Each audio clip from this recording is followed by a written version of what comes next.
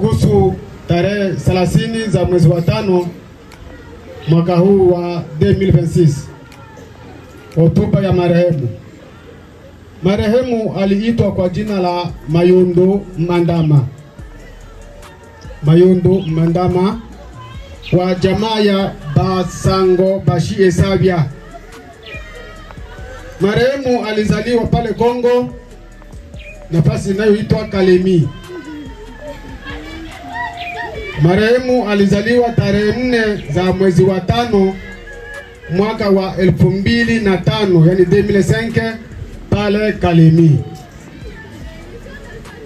Marehemu alioa mke mmoja tu wa jamaa ya Barega alokonda mwana wa Baleka.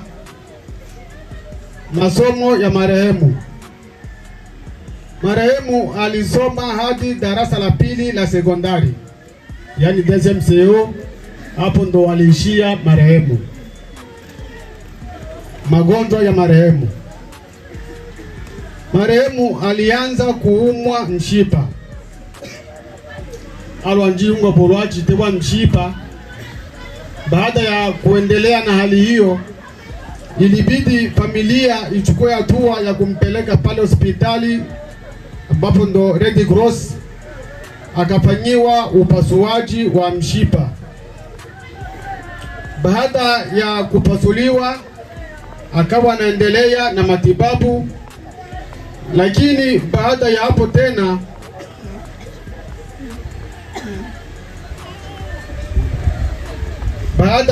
tena akaanza kusikia maumivu ya tumbo. Baada ya hayo maumivu ya tumbo ilianza kutoa dalili, aidha kuonyesha dalili za kuvimba. Baada ya tumbo kuvimba, familia ikafanya mchakato wa kumsafirisha apelekwe kule Biaro ili angalau apate kupimwa. Na alipopimwa kule Biaro, akaonekana na ugonjwa kwenye maini. Baada ya kupima, alionekana ana ugonjwa kwenye maini.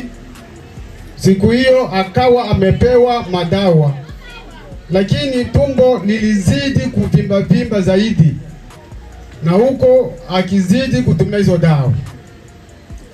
Hasa kufika jana ambapo tulikuwa siku ya Ijumaa, hali ilizidi kubadilika vibaya, ikabidi tumpeleke haraka pale hospitali ya Red Cross. Kufika mida ya asubuhi, kijana akawa amekata roho. Bwana sifiwe sana.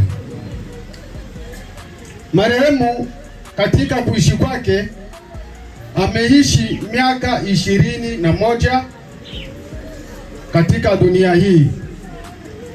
Pia marehemu ameacha mke mmoja na mtoto mmoja wa kike. Marehemu amefariki na ugonjwa wa maini au kuvimba maini.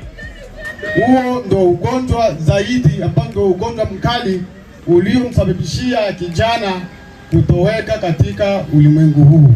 Bwana sifiwe sana.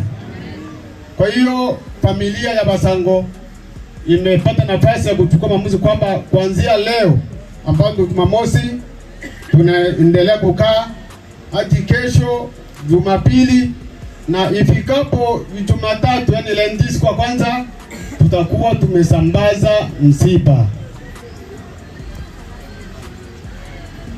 Kwa hiyo tunawaombeni kwa kile ambacho Mungu atakapotusaidia, tushirikiane pamoja na kanisa, pamoja na marafiki na watu wengine.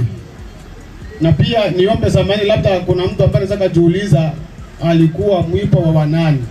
Samahani, nafasi hiyo hatukuipata, isipokuwa tulipata nafasi kwamba alioa Mrega. Bwana sifiwe sana. Mama wa marehemu ni katika familia la Bashimnyaka.